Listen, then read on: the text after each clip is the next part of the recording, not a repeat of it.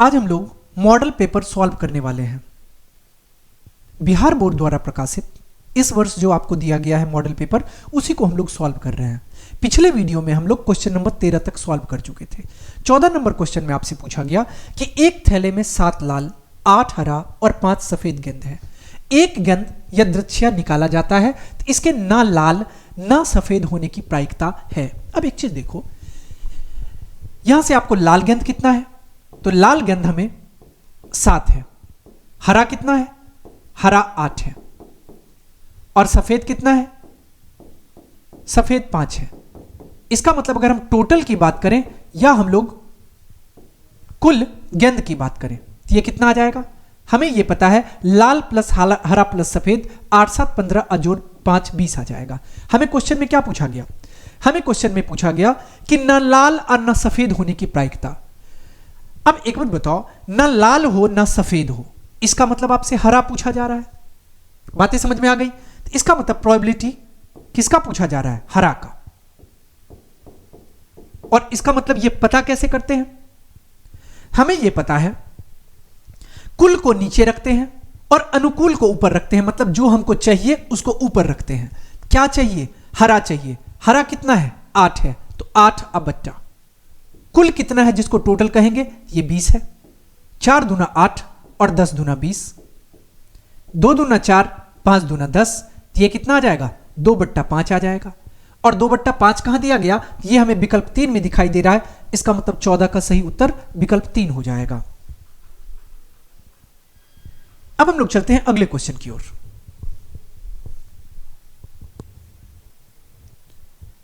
अगला क्वेश्चन में आपसे पूछा गया कि 5 सेंटीमीटर त्रिज्या वाले एक वृत्त के बिंदु P पर स्पर्श रेखा PQ केंद्र O से जाने वाली एक रेखा से बिंदु Q पर इस प्रकार की OQ 12 सेंटीमीटर है और PQ की लंबाई पता करनी है कि PQ की लंबाई है कितना। पहले क्वेश्चन को समझो। क्वेश्चन में यह कहा गया कि एक वृत्त है, मान लेते हैं कि यह वृत्त रहा जिसका केंद्र क्या है, O है, कोई दिक्कत नहीं है।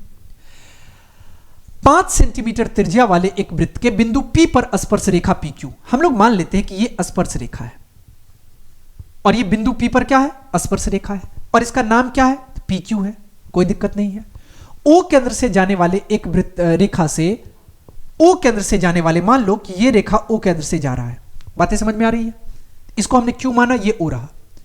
O पर इस प्रकार है, OQ आपको दिया गया 12, मतलब यह हमको दे रखा है 12 सेंटीमीटर। तो अब देखो कि अगर इसको इससे मिलाएंगे तो ये कितना आ जाएगा, ये त्रिज्या हो जाएगा और ये हमको दिया गया 5 सेंटीमीटर। हमें यह भी पता है कि वृत्त की त्रिज्या स्पर्श रेखा पे लंब होती है, मतलब यहां पे 90 डिग्री का कोण भी बनेगा। इसका मतलब OPQ एक समकोण त्रिभुज हो जाएगा। तो समकोण त्रिभुज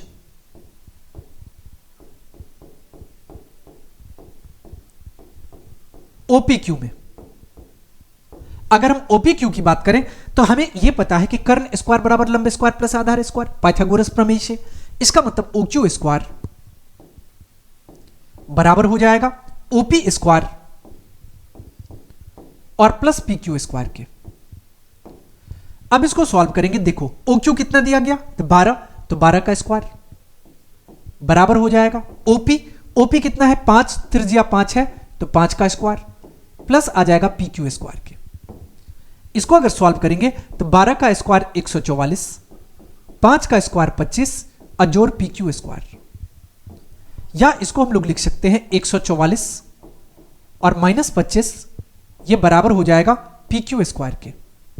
14 में से 5 गया 9, 13 में से 2 गया 11 और ये बराबर हो जाएगा PQ स्क्वायर के। या हम लोग कह सकते हैं कि PQ बराबर हो गया √119। यूनिट क्या है, तो यूनिट सेंटीमीटर है, यह आ जाएगा √119 सेंटीमीटर। क्वेश्चन में क्या पूछा गया था, PQ की लंबाई पूछी गई थी और कितना आ गया, √119 सेंटीमीटर। कहां दिया गया, यह हमको दिया गया विकल्प डी में, तो 15 का सही उत्तर विकल्प डी हो जाएगा। अब हम लोग चलते हैं अगले क्वेश्चन की ओर।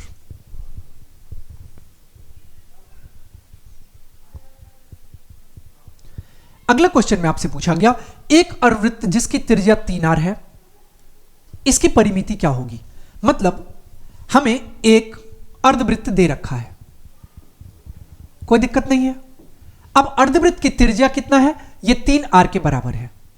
हम लोग मान लेते हैं अर्धवृत्त की त्रिज्या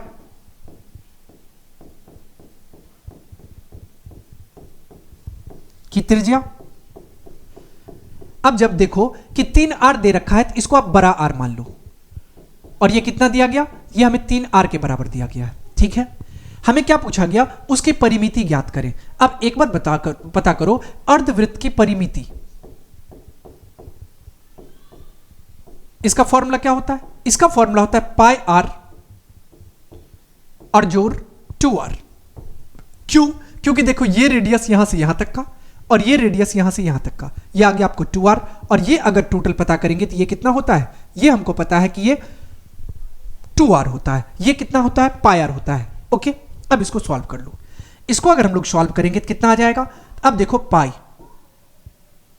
और त्रिज्या आपको कितना दे रखा है, 3r के बराबर। इसका मतलब बड़ा r के जगह पे आप 3r रख लो, 2 गुने r के जगह पे कितना आ जाएगा, 3r आ जाएगा, गुना करो, ये आपको आ जाएगा 3 पाई r प्लस 3 2 जा 6r। यहां पे देखो 3 पाई r प्लस 6r कहां दिखाई दे रहा है, ये हमें विकल्प बी में दिखाई दे रहा है। इसका मतलब 16 का सही उत्तर विकल्प 2 हो जाएगा। ओके, अब हम लोग चलते हैं अगले क्वेश्चन की ओर।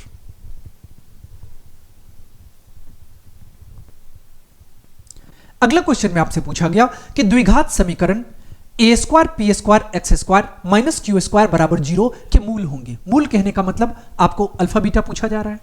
अब एक चीज समझो, हमें दिया क्या है, हमें यह दे रखा है कि A square P square X square और माइनस क्यू स्क्वायर, और ये 0 के बराबर है। अब एक चीज समझो, इसको ऐसे भी तो आप लिख सकते हो, A square P square X square और ये बराबर होगा, इस तरफ माइनस में क्यू स्क्वायर है, इस तरफ शिफ्ट करेंगे तो प्लस में क्यू स्क्वायर हो जाएगा।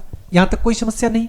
अब इसको आप ऐसे भी तो लिख सकते हो, हमें x का वैल्यू चाहिए तो x को आप अकेले रहने दो, एक्स स्क्वायर बराबर हो जाएगा किसके, क्यू स्क्वायर बट्टे ए स्क्वायर पी स्क्वायर के। या आप इसको ऐसे भी लिख सकते हो, एक्स स्क्वायर बराबर हो जाएगा, अब देखो सबका स्क्वायर है तो इसको हम ऐसे लिख सकते हैं, क्यू बट्टा ए पी का होल स्क्वायर। अब ये स्क्वायर से ए स्क्वायर कट गया। या आप एक चीज करो, यहां से कितना आ जाएगा, यहां से एक्स स्क्वायर बराबर आ गया इसके क्यू बट्टा एपी के होल स्क्वायर का। यहां से अगर इसको हम लोग सॉल्व करेंगे तो ये कितना आ जाएगा, तो एक्स बराबर हो जाएगा रूट अंडर क्यू बट्टा एपी के होल स्क्वायर का। ये से कट जाएगा तो यहां से कितना आ जाएगा, प्लस माइनस क्यू बट्टा एपी। अब प्लस माइनस क्यू बट्टा एपी कहां है, ये हमें दिखाई दे रहा है विकल्प डी में। इसका मतलब 17 का सही उत्तर विकल्प 4 हो जाएगा। अब हम लोग चलते हैं अगले क्वेश्चन की ओर।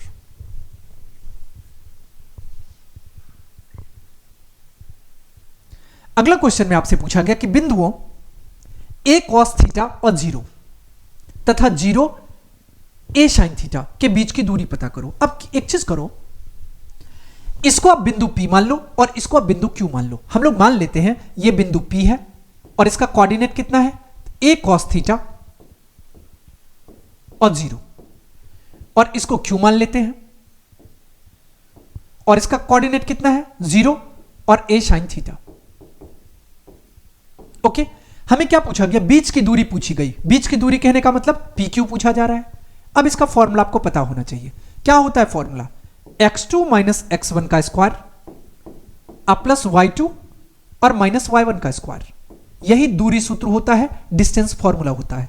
अब इसको आप देख लो, यहां से अगर हम बात करें, इसको आप x1 मान लो, ये y1 हो जाएगा, इसको आप x2 मान लो और ये y2 हो जाएगा। ओके, अब सॉल्व करो। यहां से अब x2 कहने का मतलब x2 कितना है, 0, तो 0 माइनस x1 कितना है, ये आ गया आपको a cos theta whole square जोड़ y2 कितना है, a sin theta minus y1 कितना है, 0, तो आ जाएगा 0, इसका होल स्क्वायर। बातें समझ में आ रही है। अब इसको सॉल्व करो। अब 0 में से किसी नंबर को घटाते हैं तो नंबर माइनस में आता है, इसका मतलब इसको आप यहां से लिख सकते हो माइनस a cos थीटा का होल स्क्वायर। और जोड़, अब किसी नंबर में से 0 को घटाते हैं तो पॉजिटिव होता है, यहां से हम लोग लिख सकते हैं a sin थीटा का होल स्क्वायर। अब चलो सॉल्व करो। अब देखो ब्रैकेट में है माइनस, स्क्वायर करेंगे प्लस हो जाएगा, तो फाइनली यहां से आपको निकल के आ रहा है a square cos square theta, a square cos square theta, और ये निकल के आ गया a square sine square theta. यहां तक बातें समझ में आ रही है। अब आप एक चीज करो कि a स्क्वायर कॉमन ले लो। अगर हम a स्क्वायर को कॉमन लेंगे तो ये आ जाएगा cos square theta plus sine square theta, ये आपको आ गया a स्क्वायर। अब आपको इतना फॉर्मूला से पता होगा कि cos square theta plus sine square theta 1 के बराबर होता है, यहां से 1 आ जाएगा। अब a स्क्वायर गुने 1 करेंगे तो a स्क्वायर ही आएगा, और रूट अंडर a स्क्वायर कहने का मतलब कितना आ गया, a आ गया। a कहां पे दिया गया, ये आपको दिया गया विकल्प 1 में, इसका मतलब 18 का सही उत्तर विकल्प 1 हो जाएगा। अब हम लोग चलते हैं अगले क्वेश्चन की ओर।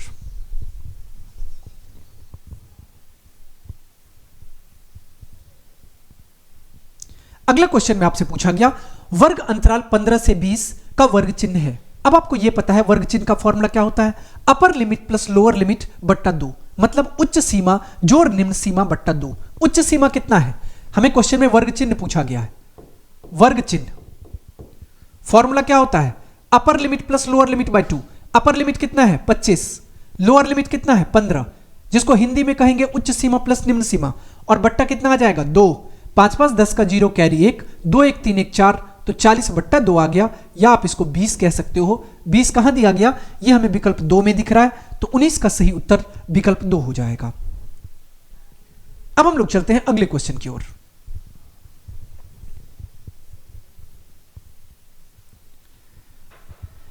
अगला क्वेश्चन में आपसे पूछा गया वर्ग अंतराल 2 से 5, 5 से 8, 8 से 11, 11 से 14 के वर्गों की लंबाई है। अब वर्गों की लंबाई का मतलब क्या हुआ, उच्चतम सीमा माइनस निम्नतम सीमा, वो जो अंतर होगा वही वर्गों की लंबाई कहलाएगी। अब किसी का आप अंतर निकाल लो, जैसे कि आप 5 माइनस 2 करो 3 आएगा, 8 माइनस 5 करो तो भी 3 आएगा, 11 माइनस 8 करो तो भी 3 आएगा। मतलब अब कहीं भी आप देखोगे तो वर्गों की लंबाई कितनी आएगी, 3 आ जाएगी। 3 कहां दिया, तो विकल्प 2 में, इसका मतलब 20 का सही उत्तर विकल्प 2 हो जाएगा। ओके, अब हम लोग चलते हैं अगले क्वेश्चन की ओर।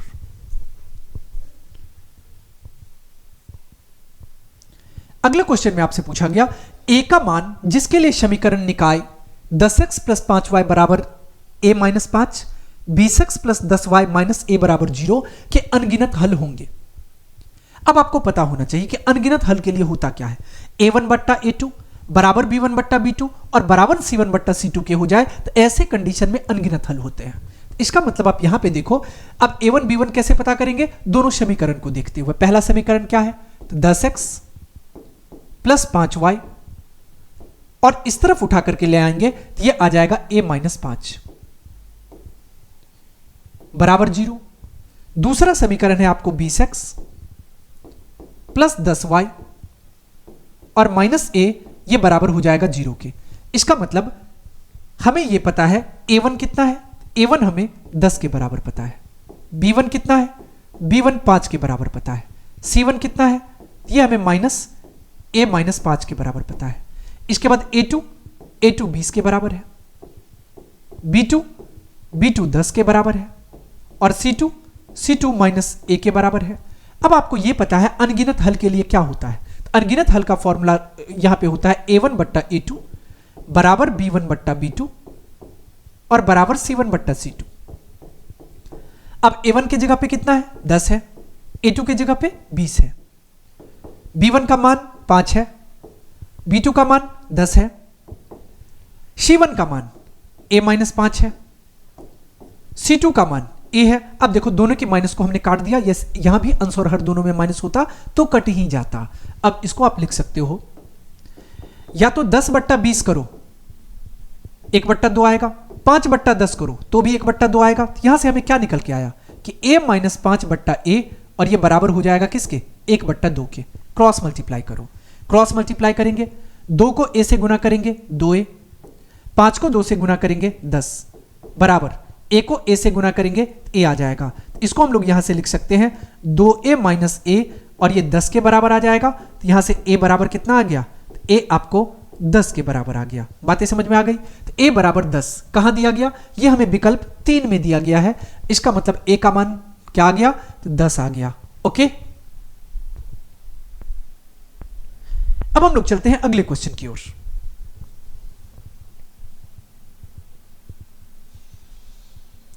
अगले क्वेश्चन में आपसे पूछा गया कि समीकरण निकाय x प्लस 2y बराबर 3, 5x प्लस ky बराबर 15 के अनगिनत हल होने के लिए k का मान।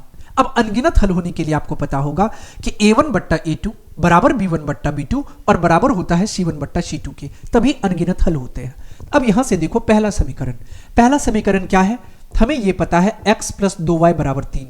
अगर इसको ऐसे लिख लें x प्लस 2y माइनस 3 बराबर 0, कोई समस्या नहीं। दूसरा समीकरण हमको दिया गया 5x प्लस ky बराबर 15, अगर इसको माइनस 15 कर ले बराबर 0, यहां से भी कोई समस्या नहीं। अब देखो a1 कितना है, a1 हमें 1 के बराबर है, b1 कितना है, तो b1 हमें 2 के बराबर है, c1 कितना है, c1 माइनस 3 के बराबर है, a2 5 के बराबर है, b2 k के बराबर है और c2 माइनस 15 के बराबर है। अब आपको यह पता है अनगिनत हल होने के लिए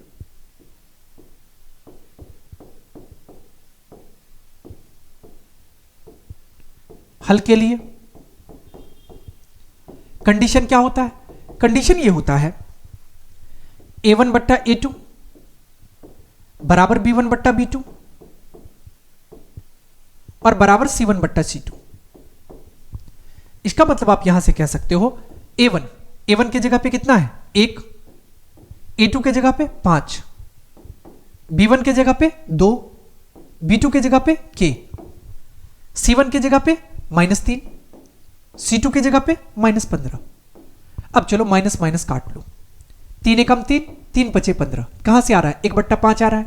अब किसी दो को आप बराबर कर लो, या इसको किसी दो को आप बराबर कर सकते हो, क्योंकि ये भी 1/5 है और वो भी 1/5 है। इसको हम लोग लिख सकते हैं 1/5 बराबर हो जाएगा 2/k के। क्रॉस मल्टीप्लाई करो, k को 1 से गुना करने पे k, 5 को 2 से गुना करने पे 10, k बराबर कितना आ गया 10 आ गया। कहां दिया गया, ये हमें विकल्प 2 में दिया गया। इसका मतलब k के मान 10 के लिए दिए गए समीकरण निकाय के अनगिनत हल होंगे। ओके, अब हम लोग चलते हैं अगले क्वेश्चन की ओर।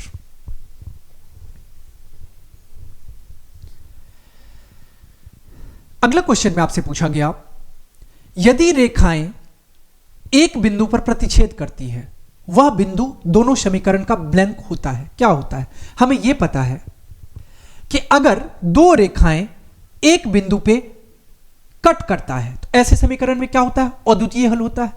अब अद्वितीय हल कहां पे दिया गया है, यह हमें विकल्प 2 में दिया गया। इसका मतलब 23 का सही उत्तर विकल्प 2 हो जाएगा। अब हम लोग चलते हैं अगले क्वेश्चन की ओर। अब यहां से एक और क्वेश्चन समझ लो, ये तो कब, जब दोनों एक दूसरे को काटा दो रेखा तो अद्वितीय हल हो गया।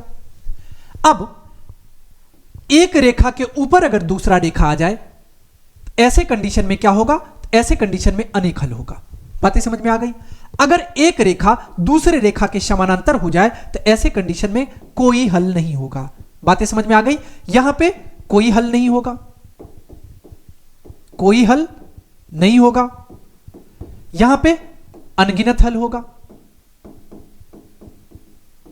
और इस कंडीशन में हम आपको बता ही चुके हैं अद्वितीय हल होगा।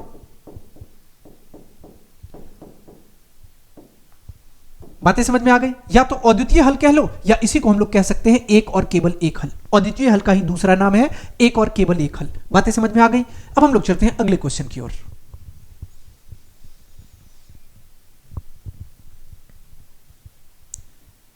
अगला क्वेश्चन में आपसे पूछा गया कि निम्नलिखित में कौन समीकरण x प्लस 2 और 3x माइनस 1 बराबर 0 का हल समुच्चय है। अब इसका मतलब इसको आपको हल निकालना है। आप कैसे निकालेंगे, यहां पे समझो। एक चीज देखो, हमें क्या दिया गया, x प्लस 2 गुने 3x माइनस 1 बराबर 0 के है। अब इसको सॉल्व करो, x से गुना हो जाएगा 3x माइनस 1 का, प्लस 2 से गुना हो जाएगा 3x माइनस 1 का बराबर हो जाएगा 0 के। 3x को x से गुना करेंगे 3x स्क्वायर, x को 1 से गुना करेंगे x, बातें समझ में आ रही है। यहां से 3x को 2 से गुना करेंगे 6x, 2 को 1 से गुना करेंगे 2 बराबर हो जाएगा 0 के। यहां से आप इसको लिख सकते हो 3x स्क्वायर प्लस 6x और माइनस x, तो प्लस 5x और माइनस 2 और ये बराबर हो जाएगा 0 के। यहां से हम लोग चाहे तो d फाइंड करके अल्फा बीटा पता करके भी हल पता कर सकते हैं, और नहीं तो हम गुणनखंड विधि का भी यूज कर सकते हैं। गुणनखंड विधि से इसको सॉल्व करते हैं। ये आ जाएगा 3x स्क्वायर और ये कितना आ जाएगा 3 दूना 6 होगा, यहां से प्लस 3x प्लस 2x और माइनस 2 बराबर हो जाएगा 0 के। यहां से आप 3x कॉमन ले लो। अब चलो देखो, इसको आप ऐसे नहीं ले सकते, हमें क्या करना होगा, मध्य पद को विभाजित करते वक्त यह बात ध्यान रखना होगा कि 6 एकम 6 भी तो लिखा जा सकता है। इसका मतलब आप इसको लिख लो प्लस 6x और माइनस x। अब देखो 6x में से x घटाएंगे तो 5x आ जाएगा। सॉल्व करो, 3x और 6x में 3x कॉमन ले लो, यहां से आ जाएगा x प्लस 2, माइनस 1 कॉमन ले लो, यह आ जाएगा x प्लस 2 और यह बराबर हो जाएगा 0 के।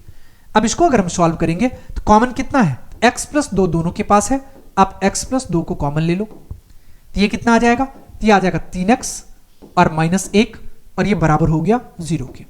समझने की कोशिश करो, जब x प्लस 2 बराबर होगा 0 के तो x कितना आ गया, माइनस 2 आ जाएगा। और जब 3x माइनस 1 बराबर होगा 0 के तो 3x 1 के बराबर आ जाएगा, और x आपको 1/3 के बराबर आ गया। मतलब आपको x का 2 वैल्यू निकल के आएगा, कौन, तो एक x बराबर -2 और दूसरा x बराबर 1/3। तो ये समुच्चय कितना होना चाहिए, तो -2 और 1/3 होना चाहिए। किस में दिख रहा है, तो विकल्प 2 में, तो 24 का सही उत्तर विकल्प 2 हो जाएगा। अब हम लोग चलते हैं अगले क्वेश्चन की ओर।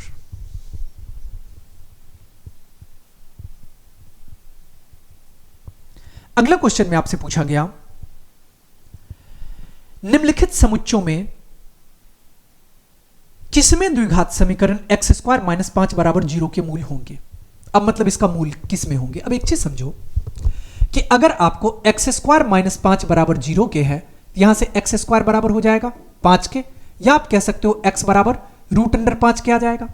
अब x बराबर आपको √5 दिखाई दे रहा है, और √5 क्या है, एक अपरिमेय संख्या है। इसका मतलब ये क्या हो जाएगा, ये हो जाएगा अपरिमेय संख्याएं। ओके, तो इसका सही उत्तर क्या होगा, तो विकल्प 3 हो जाएगा। ओके, अब हम लोग चलते हैं अगले क्वेश्चन की ओर। अगला क्वेश्चन में आपसे पूछा गया कि द्विघात समीकरण ax square plus bx plus c बराबर 0 के मूल वास्तविक एवं समान हो। अब वास्तविक एवं समान होगा तो क्या होगा, जब d 0 के बराबर होगा तभी वास्तविक एवं समान होगा। इसका मतलब यहां से क्या होगा, तो जब d बराबर 0 हो जाए तो ऐसे कंडीशन में मूल क्या होंगे, तो वास्तविक और समान होंगे। यहां से कितना आ गया, ये आपको d बराबर 0 के आ गया। अब d का फॉर्मूला आपको पता होगा क्या होता है, तो b स्क्वायर माइनस 4ac, और b स्क्वायर माइनस 4ac बराबर हो जाए 0 के, तो यहां से b स्क्वायर कितना आ गया, तो b स्क्वायर आ गया 4ac के बराबर। b स्क्वायर बराबर कितना आ गया, तो 4ac के बराबर। यहां से समझो, हमें क्वेश्चन में क्या पूछा गया कि अगर द्विघात समीकरण ax square plus bx plus c बराबर 0 के मूल वास्तविक एवं समान हो तो d किसके बराबर आ जाएगा, 0 के बराबर आ जाएगा। यहां तक कोई दिक्कत नहीं है। लेकिन हमें चाहिए क्या, हमें चाहिए मूल चाहिए, क्या, अल्फा और बीटा। अब एक बात बताओ कि अगर अल्फा पता करेंगे, इसकी अब हमको कोई आवश्यकता नहीं है, बस ये पता करना है कि d 0 के बराबर है, इसकी कोई आवश्यकता नहीं है, इसको मिटा लेते हैं क्योंकि हमें कुछ और ही पूछा जा रहा है। यहां से अगर अल्फा फाइंड करोगे, इसका फॉर्मूला क्या होता है, -b जो रूट डी और बट्टा 2a। यहां से कितना आ जाएगा, तो -b अजोड़ रूट डी कहने का मतलब d कितना होगा, तो d 0 के बराबर होगा, और 0 का रूट करेंगे तो यहां पे 0 आ जाएगा। अब बट्टा 2a, यहां से आपको आ गया -b/2a। Okay, -b/2a। अब जब बीटा भी आप पता करोगे तो उसका फॉर्मूला क्या होता है, minus b minus root D और बाई 2a। इसका मतलब माइनस बी और माइनस रूट अंडर 0 और बट्टा 2a, इसका मतलब कितना आ गया, माइनस बी बाई 2a। अब देखो कि अल्फा भी कितना आ गया, minus b by 2a, beta भी कितना आ गया, minus b by 2a। Alpha और बीटा आपको समान दिख रहा है, बिल्कुल दिख रहा है। इसका मतलब इसका सही उत्तर क्या हो जाएगा, तो माइनस बी बाई 2a आ जाएगा। तो सही उत्तर 26 का 3 हो जाएगा। अब हम लोग चलते हैं अगले क्वेश्चन की ओर।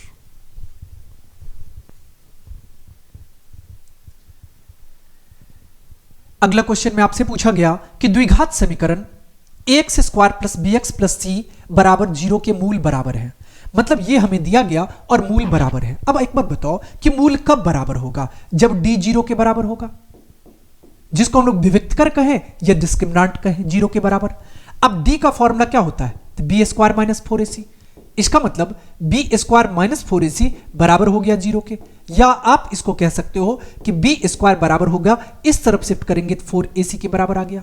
अब गौर से देखो कि किसी ऑप्शन में आपको बी स्क्वायर बराबर 4ac दिख रहा है, बी स्क्वायर बराबर 4ac होना चाहिए। यह हमें दिखाई दे रहा है विकल्प डी में। इसका मतलब 27 का सही उत्तर विकल्प 4 हो जाएगा। अब हम लोग चलते हैं अगले क्वेश्चन की ओर।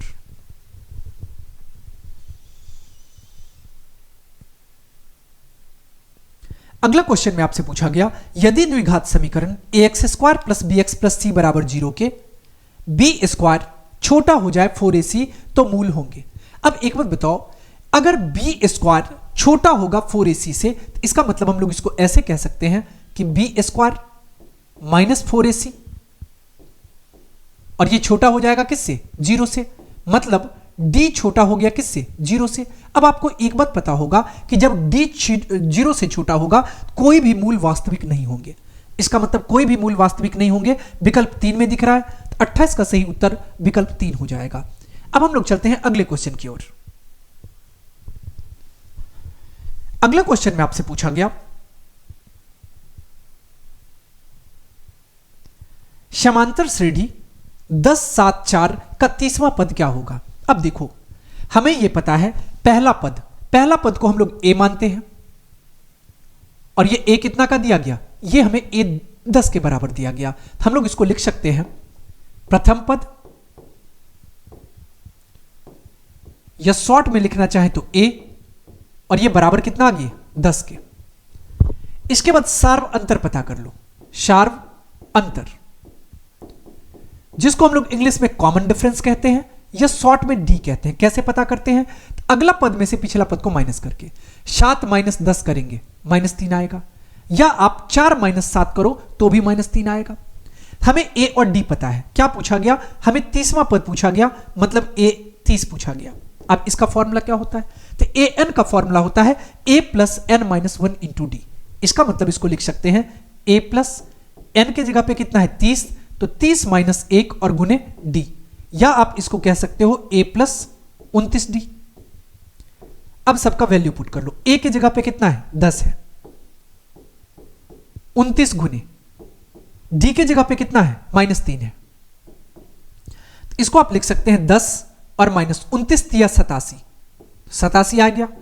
अब 10 और -87 यहां से आपको -77 आ जाएगा, और -77 कहां दिया गया, तो विकल्प 2 में, तो 29 का सही उत्तर विकल्प 2 हो जाएगा।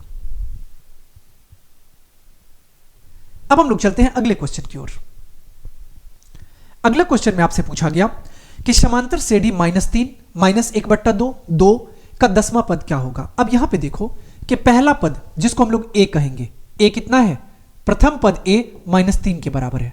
कॉमन डिफरेंस d कैसे पता करेंगे, तो -1/2 और -3 होगा, जिसको आप +3 कह सकते हो, या 3/1।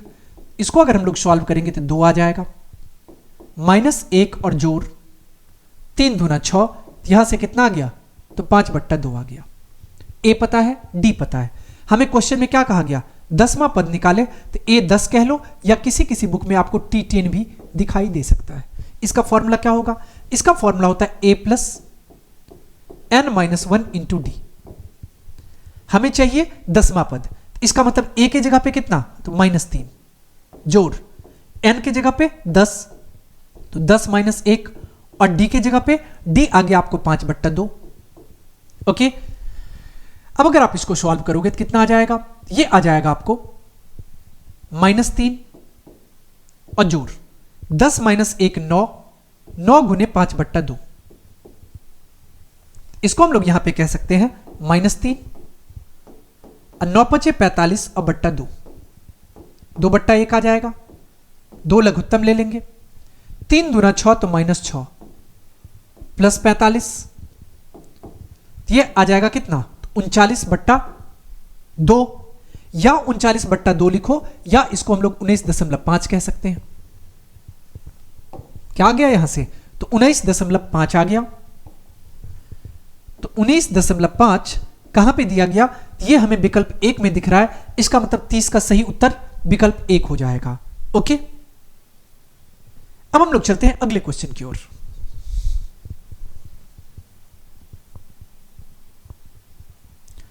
अगला क्वेश्चन में आपसे पूछा गया कि समांतर श्रेणी 2 7 12 का 10वां पद है, मतलब 10वां पद पूछा गया। अब देखो, प्रथम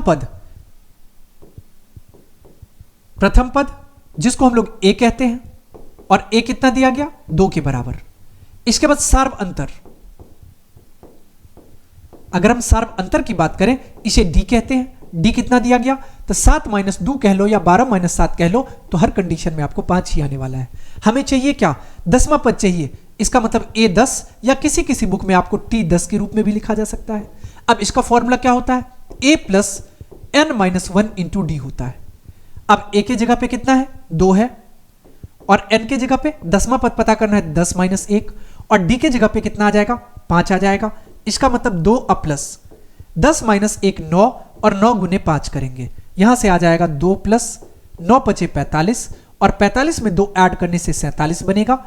यहां से 47 कहां है, तो विकल्प 3 में है, तो 31 का सही उत्तर विकल्प 3 हो जाएगा। बातें समझ में आ गई।